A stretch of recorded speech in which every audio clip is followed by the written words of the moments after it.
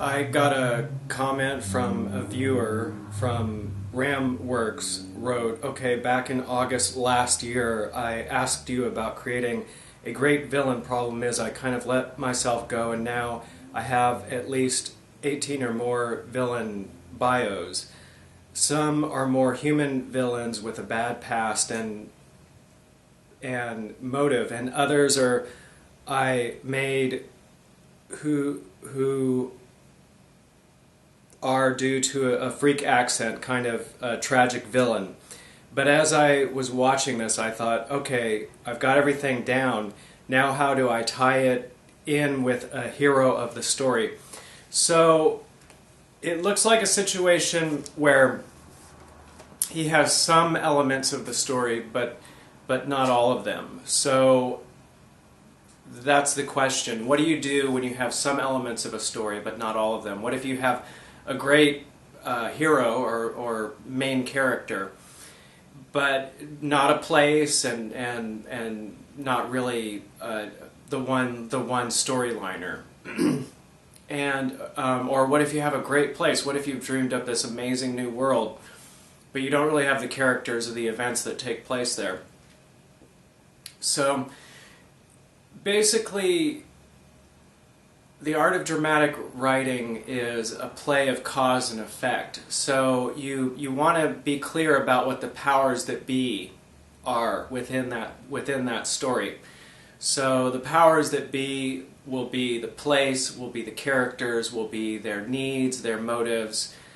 And a good way of looking at this, in a way, the simplest form of well, it isn't storytelling, but it's very much like it. You put two fighters in a boxing ring, and it's very entertaining to watch those powers that be play out. These two opposing forces, the play-by-play, attack and defense. It's a very simple formula for entertainment. Now, if you have a great villain and you want to think about where he's going, what he's trying to do, he or she, what he or she needs, what they are protecting, and do the same for the hero. So if you already have a lot of villain sketches to kind of choose from to see which one you want to start working with, start doing sketches of other characters.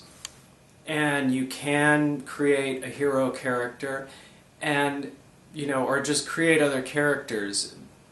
Personally, I let the hero kind of emerge. If there's, because there could be you're working on a character, and just through the storytelling they emerge as a hero. And I mean, to set out to create a hero is kind of like deciding, in a way, somewhat the limits of how it will play out. But, just through the brainstorming a story, it's, this is just my style of work. Everyone has their different style of work. So, come up with another character that the villain is going to battle, and then decide what is the good guy in the story trying to do? Are they trying to protect the town?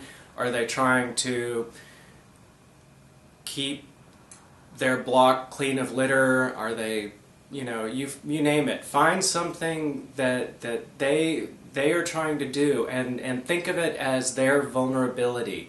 That is the chip that they placed on their shoulder that the villain's going to knock off. And decide, and the villain can't just be, bothering people. He needs to be doing so for a reason.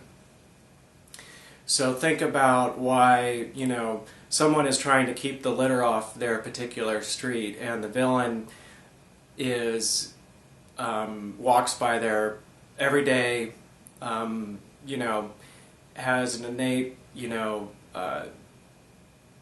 just doesn't care about litter, thinks of it as like, I don't know why I chose that example, but basically, go you need to think about how those two intentions are going to clash. The why, what one is trying to do and get done and have and find is in conflict with what the other is trying to do and get done and have and find. Their needs go against each other. One individual's needs are compromising the needs of the other. And think of it as a formula to then you're not sitting down to write the story yet. You're going to go ahead and brainstorm different scenarios, and you're going to just try to get more material to work with. If you continue to do these brainstorms where you just put the two boxers in the ring, put the two characters in different situations where one is trying to do something that is messing up what the other is trying to do, and what they each do to try to correct that situation inevitably continues to irritate and antagonize the other, and how it escalates. And think of it as a game of cause and effect. You're basically kind of creating your own game of cause and effect as you go along. You know, trying to make up different things that might happen that will up the antes of the drama, that will make the things that go wrong worse and the stakes higher, and just keep brainstorming along these lines, and very likely a story or stories will start to emerge.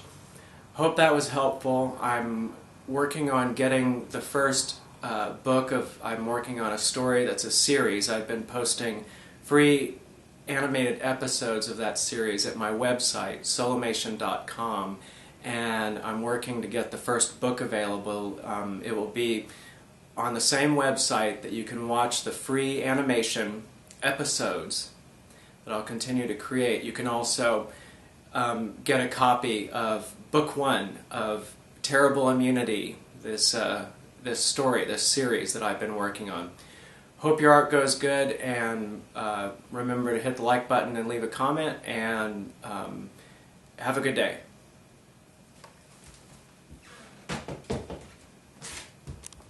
A little bit more along this subject. Again, the topic is, what do you do if you have some elements of the story but not all of them?